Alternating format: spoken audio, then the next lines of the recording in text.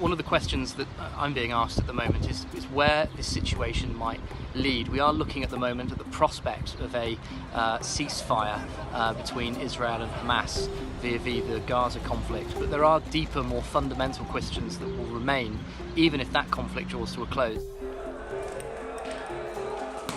I'm reporting today from the Sheikh Jarrah neighbourhood, which you can see behind me.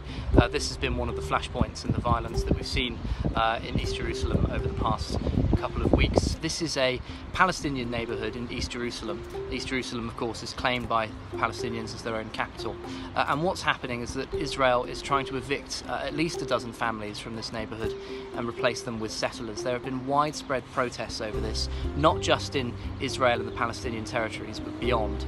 And it was quite a significant factor in the protests and some of the violence which has broken out in recent weeks. Many Palestinians are deeply concerned that this could be an attempt by Israel to try and clear Palestinians from the neighbourhood and expand the Israeli presence in what is essentially a disputed territory.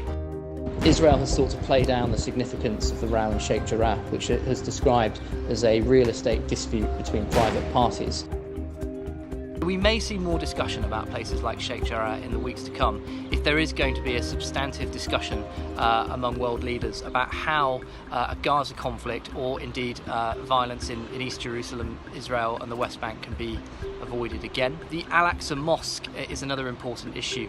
During the month of Ramadan, the Israeli police faced a lot of criticism, not just for throwing stun grenades into the mosque itself, which is the third holiest site in Islam, but also restricting access to Damascus Gate, where many Muslims gather to break their fast in the evenings during Ramadan. And the Israeli police has faced criticism for what is said to be an excessive and disproportionate use of force in those parts of the old city. Again, something that could be on the table if there are going to be formal Israeli-Palestinian peace talks that perhaps would be overseen by the United States.